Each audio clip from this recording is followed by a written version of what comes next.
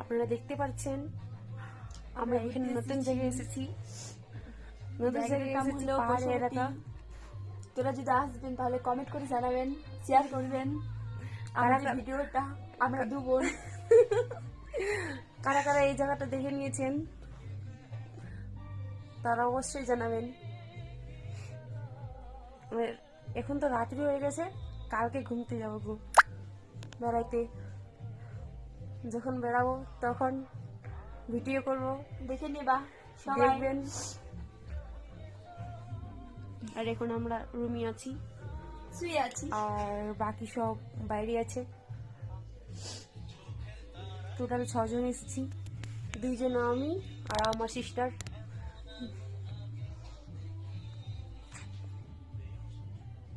এখন খাওয়া দাওয়া করবো।